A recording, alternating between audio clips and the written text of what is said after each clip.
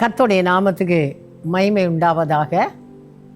அருமையானவர்களே, குடும்ப ஆசீர்வாத நேர நிகழ்ச்சியில் கலந்து கொள்ளும்படியாய் வந்திருக்க எல்லாருக்குள்ளாக என்ன ஆசை இருக்கும்?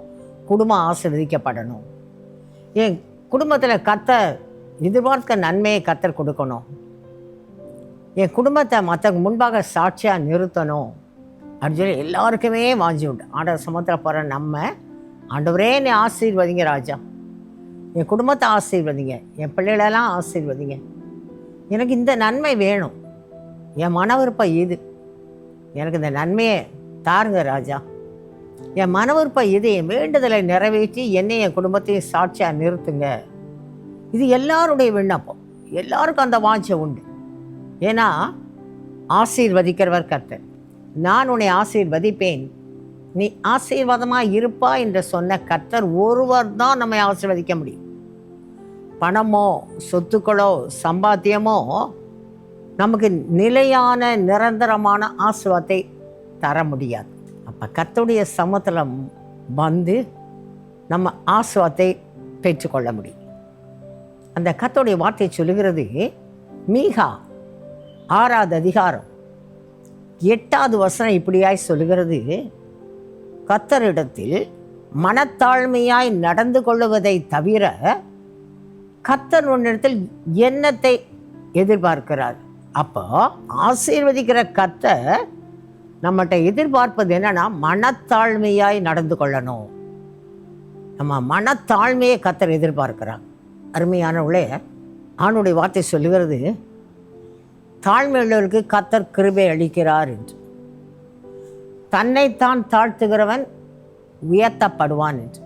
தன்னைத்தான் உயர்த்துகிறவன் தாழ்த்தப்படுவான் என்று ஆண்டோடைய வார்த்தை சொல்லுகிறது. அப்போ இன்னைக்கு என்ன உயர்வை கர்த்தர் கொடுக்கணும்னு எதிர்பார்த்து இந்த நாளில் இந்த குடும்ப ஆசீர்வாத நிகழ்ச்சியை பார்க்குறீங்களோ, ஆண்டவர் என்னத்தை எதிர்பார்க்க ஆண்டோடைய வார்த்தை அழகாய் சொல்லுவேன். மீகா 6:8 அருமையாய் கர்த்தருடைய வார்த்தை சொல்லுகிறது, மனத்தாழ்மையைத்தானே உங்கள்கிட்ட நான் எதிர்பார்க்கிறேன், வேற என்னத்தை கர்த்தர் நம்மிடத்தில் எதிர்பார்க்கிறார்? அப்போ ஆண்டோடைய கண்களில் கிருபை கிடைத்தாதான் நமக்கு ஆசீர்வாதம். நோவாவுக்கும் குடும்பத்திற்கும் கர்த்தருடைய கண்களிலே கிருபை கிடைத்தது. கிருபையை நாமும் நம்முடைய குடும்பமும் பெற்றுக்கொள்ளும்.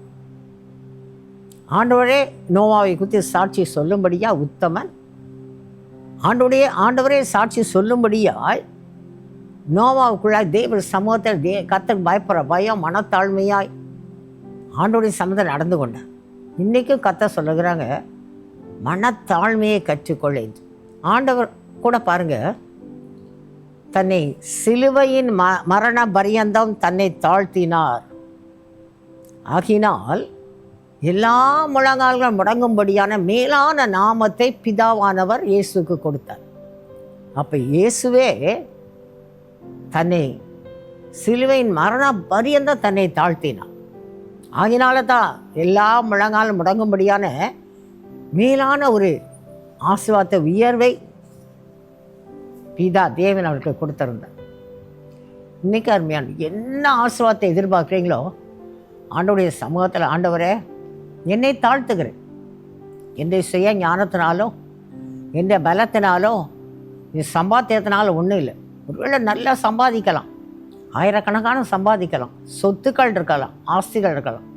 ஆண்டவருடைய சமூகத்தை இதெல்லாம் நீங்கள் கொடுத்தது, இந்த உத்தியோகம் நீங்கள் கொடுத்தது, இந்த சம்பாத்தியம் நீங்கள் கொடுத்தது, இந்த உயர்வு நீங்கள் கொடுத்துருக்கிறீங்க, இந்த சொத்துக்கள் ஆஸ்திகளால் நீங்கள் கொடுத்தது ஆண்டவரே. ஆனால் ஆண்டவரே, நீங்கள் ஆசீர்வதிக்கணும்னா உங்கள் கிருபை ஒன்று போதும். உங்கள் கிருபையை பெற்றுக்கொள்ள முடியாய் என்னை உங்கள் சமூகத்தை நான் தாழ்த்துக்கிறேன். அந்த அனுபவம் நமக்குள் காணப்படவர். உள்ளான ஆத்மாவில் என்னால் முடியும், நான் படிச்சிருக்கேன், எனக்கு அதில் திறமை இருக்குது, ஒருவேளை தொழில் வியாபாரம் செய்கிறவர்களாக இருக்கலாம், என்னால் இந்த காரியத்தை செய்ய முடியும், நான் எத்தனை கம்பெனி நடத்தி இருக்கிறேன், இந்த புதிய கம்பெனியை நான் நடத்த மாட்டேன், அந்த எண்ணம் வராதபடி ஆண்டவரே உங்கள் கிருபை வேணும். இத்தனை நாட்களும் தொழில் வியாபாரம் செய்யும்படியான கிருபையை கொடுத்த கர்த்தருடைய கண்களிலே இன்னும் எனக்கு கிருபை வேணும், உங்கள் ஒத்தாசை வேணும், உங்கள் ஆலோசனை வேணும், உங்கள் போதனை வேணும் ஆண்டவரே, உங்கள் வழிநடத்தல் வேணும். நீங்கள் எனக்கும் என் குடும்பத்துக்கு கிருபை பாராட்டி நாள் போதும் ஆண்டவரே. அப்படி நம்மை தாழ்த்தும் பொழுது ஆண்டவருடைய வார்த்தை சொல்லு, கர்த்தருடைய கிருபை பெரியது. இதுவரை பெற்றிராத கிருபை கர்த்தர் இன்னும் நம்ம வாழ்க்கையில் நம்முடைய குடும்பங்களை கர்த்தர் பெரிதாய் விளங்க செய்வோம்.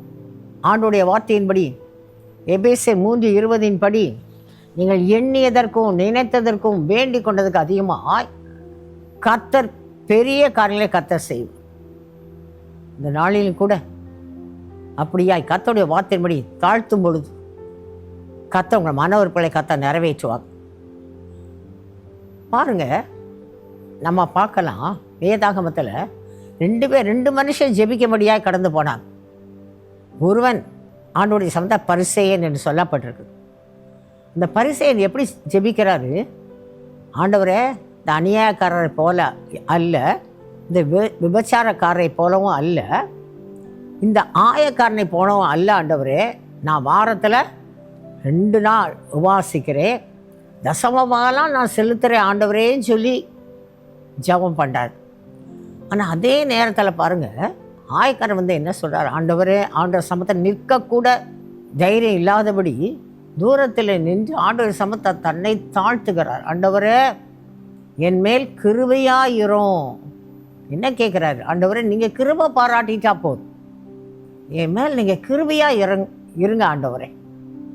ஆண்டவர் சொல்கிறார், இந்த ஆயக்காரன் தான் நீதிமான் என்று கர்த்தர் சொல்லுகிறார். இன்றைக்கும் ஆண்டவருடைய சமூகத்தில் நம்மை தாழ்த்தும் பொழுது ஆயக்காரனை பார்த்து நீதிமான் என்று சொன்ன கர்த்தர் நம்மையும் அப்படி சொல்லும்படியான ஒரு ஸ்லாக்கியத்தை நம்ம பெற்றுக்கொள்ள முடியும். பிள்ளைங்க எவ்வளோ லட்சங்கள் சம்பாதித்தாலும் பிள்ளையுடைய எதிர்காலம் வருங்காலம் கர்த்தருடைய கரத்தில் இருக்குது. பிள்ளைகளை கர்த்தர் தான் ஆசீர்வாதத்தை உயர்த்த முடியும். சந்ததி சந்ததியாய் கர்த்தருடைய நாமம் மகிமைப்படணும்னா ஆண்டவருடைய கண்களிலே கிருபை கிடைக்கணும். அப்போ ஆண்டவருடைய சமூகத்தில் நம்ம இன்னும் தாழ்த்தும், இன்னும் ஆவியான சமூகத்தில் கர்த்தருடைய சமூகத்தில் எப்படியெல்லாம் நம்மை தாழ்த்தி, எனக்கு நீங்கள் போதும், என் குடும்பத்துக்கு நீங்கள் போதும், என் பிள்ளைகளை ஆசீர்வதித்து சந்ததி சந்ததியாக எழும்ப நீங்கள் ஒருவர் போதும் ஆண்டவரே, நீங்கள் கூட இருங்க. அப்படியா ஆண்டவருடைய சமூகத்தில் நம்ம அர்ப்பணிக்கும் பொழுது கர்த்தர் பாருங்கள், அவருடைய கிருபை பெரியது என்பதை கர்த்தர் வெளிப்படுத்தி காட்டுவாங்க. இன்னும் கூட பார்க்கலாம், ஆண்டவரை தேடி 100க்கு அதிபதி கடந்து வர்றார். அவர் என்ன சொல்கிறார்? ஆண்டவரை பார்த்து, ஆண்டவரே, என் வேலைக்காரன் திமிர்வாதத்தின் மீது அதிகமாக கஷ்டப்படுறான் ஆண்டவர், வேதனைப்படுகிறான் ஆண்டவரே, அவன் இந்த வியாதி நிமித்தமாக, திமிர்வாத வியாதி நிமித்தமாக மிகவும் வேதனைப்படுகிறான் அப்படின்னு சொல்லி தன்னுடைய வேலைகள் எப்படியாவது சுஸ்தம் ஆகிரணும்னு சொல்லி ஆண்டவர் சமூகத்தில் சொல்லுகிறார். ஆண்டவர் என்ன சொல்கிறாங்க? நான் உன் வீட்டுக்கு வாரேன். அப்போ அந்த 100க்கு அதிபதி என்ன சொல்கிறார்? ஆண்டவரே, நீர் என் வீட்டுக்கு வருவதற்கு நான் பாத்திரம் நல்ல. ஆண்டவருடைய சமூகத்தில் அப்படியே தன்னை தாழ்த்துக்கிறார். நீர் என் வீட்டுக்குள்ளே வருவதற்கு நான் பாத்திரம் அல்ல, அந்த அளவுக்கு நான் பரிசுத்த அல்ல, நான் தகுதியுடையவன் அல்ல என்று சொன்ன உடனே ஒரு வார்த்தை சொல்லுங்க கர்த்தாவே, உங்கள் வார்த்தை வல்லமுள்ளது, உங்கள் வார்த்தை என்னுடைய வேலைக்காரன் இந்த திமிர்வாத வியாதிலிருந்து விடுதலை கொடுக்க முடியும். ஒரு வார்த்தையை சொல்லுங்க கர்த்தாவே. கேட்கிறார். ஆண்டவர் என்ன சொல்கிறாங்க? அவருடைய விசுவாசத்தை கர்த்தர் கண்ணோக்கி பார்க்கிறாங்க. அவனுக்குள் காணப்பட்ட விசுவாசத்தை கர்த்தர் கண்டு ஆச்சரியப்பட்டு ஆண்டவர் அந்த திமிரவாதத்தை நிமித்தம் கஷ்டப்பட்ட அந்த வேலைக்காரனுக்கு கர்த்தர் சுகம் கொடுக்குறார். கர்த்தருடைய வார்த்தை அந்த நாளிகையிலேயே அந்த திமிர்வாதத்தை நிமித்தமாய் வேதனைப்பட்ட அந்த சகோதரனை குணப்படுத்தினது. அருமையானவளே, இன்றைக்கும் ஆண்டவருடைய சமூகத்தில் நான் ஒன்றுமில்லை, உங்கள் கிருபை போதுன்னு அர்ப்பணிச்சிட்டிங்களா? இன்றைக்கி என்ன விண்ணப்பம், என்ன ஆசீர்வாதம் ஆண்டவர்கிட்ட கேட்குறீங்களோ அதை கர்த்தர் கட்டாயமாக நிறைவேற்றி கொடுப்பார். ஏன்னா ஆண்டவர் என்ன சொல்கிறாங்க? இன்றைக்கி என்ன ஆசீர்வாதமாக நான் தரப்போகிறேன், என்ன மன விருப்பமோ நான் அதை உங்களுக்கு நிறைவேற்றுவேன், உங்கள் காரியத்தை நான் ஜெயம் கொடுப்பேன், உங்கள் வழக்கு காரியத்தை நான் வெற்றி கொடுப்பேன். ஒன்றே ஒன்று, என் சமூகத்தில் மனத்தாழ்மையை நடந்து கொள். நான் வேறு என்னத்தை உன்ட்ட கேட்குறேன்? அருமையாக ஆண்டோட வார்த்தை சொல்லுகுதே. அப்போ இன்னும் ஆண்டோட சமூகத்தை நம்ம ஆராய்ந்து பார்ப்போம். இன்னும் என்னென்ன காரியத்தை நம்ம தாழ்த்தணுமோ ஆண்டோட சமூகத்தை நம்ம அப்படியா அர்ப்பணிப்போம். எல்லாமே எனக்கு நீங்கள் தான்ப்பா, நான் ஒன்றுமில்லன்னு சொல்லி உங்கள் பாதம் ஒன்று போதும்.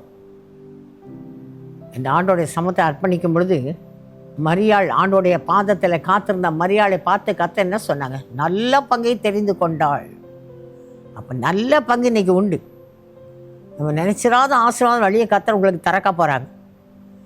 கத்தர் இப்படியெல்லாம் எனக்கு அற்புதம் செய்வாங்க, நன்மை செய்வாங்க நினைச்சு கூட பார்க்கவில்லை என்று சொல்லும் அளவுக்கு கத்தர் உங்கள் குடும்பத்தில் கத்தர் நன்மையை கட்டளையிடுவாங்க. அதுக்கு கத்தர் எதிர்பார்க்கிற ஒரே ஒரு காரியம், வேற என்னத்தை நான் எதிர்பார்க்கிறேன்? மனத்தாழ்மை ஒன்று. பாருங்க, ஊழியத்தின் பாதையிலும் எனக்கு தெரிந்த ஒரு அருமையான சகோதரி என்கிட்ட வந்து அவங்க வாழ்க்கையின் காரியத்தை சாட்சி சொன்னாங்க. ஆனால் அந்த சகோதரி அவங்க சாட்சி சொல்வதற்கு ஒரு 2-3 ஆண்டுகளுக்கு முன்பாக ஒரு தடவை அவங்களை சந்திக்கும் பொழுது ரொம்ப கண்ணீரோடு கூட வந்தாங்க. அப்போ அவங்க சொன்னாங்க, நான் திருமணம் முடிந்து வந்திருக்க வீட்டில் நான் கடைசி மருமக. எனக்கு முன்னாடி எனக்கு மூத்தவங்க 3 மருமக்கமாக இருந்த வீட்டில் இருக்கிறாங்க. ஆனால் நான் தான் ஒரு ஏழ்மையான குடும்பத்திலேருந்து இந்த வீட்டுக்கு வந்திருக்கிறேன். எனக்கு முன்பாக இருக்கிறவங்கெல்லாம் நல்ல வசதி படித்தவங்க, அவங்க நல்லா படித்தவங்க. ஆனால் எங்கள் வீட்டில் வசதி கிடையாது. நான் ரொம்பவும் படிக்கலை. ஆகையினால என்னைய இவங்க எல்லாரும் கொஞ்சம் அற்பமாக தான் எண்ணுவாங்க. சில சமயம் 2வது மருமக மூத்த மருமகளாம் என் உள்ள உடையும்படியான வார்த்தையை சொல்லுவாங்க. உங்கள் வீட்டில் தான் இந்த வசதி கிடையாது, உங்கள் அம்மா அப்பா எல்லாம் ஏழ்மையான குடும்பம் தானே, நாங்கள் எங்கள் பெற்றோர் எங்களுக்கு இதெல்லாம் செய்திருக்கிறாங்க, பாவம் உங்கள் பெற்றோரால் உனக்கு ஒன்றும் செய்ய முடியலையே, பாவம்தான், பரிதாபம் தான், உன்னை பார்த்தா பரிதாபம் தான் இருக்கு அப்படிலாம் சொல்லுவாங்க.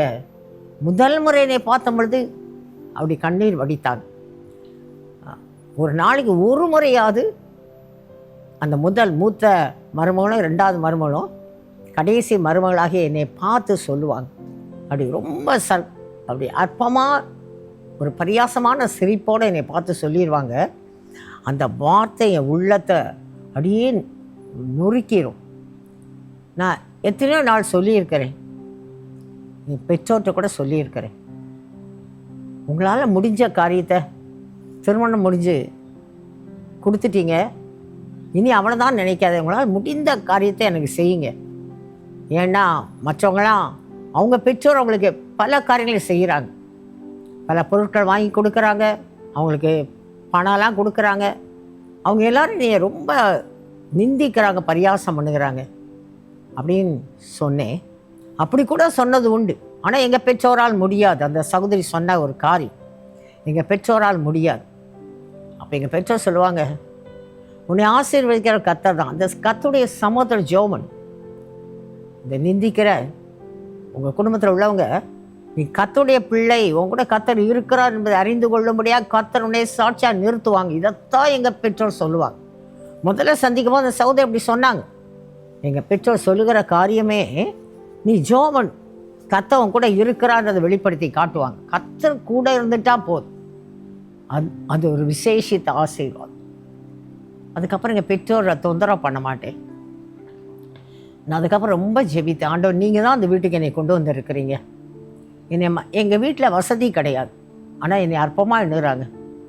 நான் உங்கள் பிள்ளை, நீங்கள் என் கூட இருக்கிறீங்க என்பதை இவங்க அறிந்து கொள்ளும்படியா என்னை ஆண்டவரே உங்கள் பிள்ளைய இந்த சாட்சியாக நிறுத்திடுங்கன்னு சொல்லி ஜெபிக்க ஆரம்பிச்சிருக்கிறேன். எனக்காக ஜெபிங்கன்னு சொல்லி அந்த சகோதரி முதலாவது என்னை சந்தித்தபடி சொல்லிவிட்டு கடந்து போனாங்க.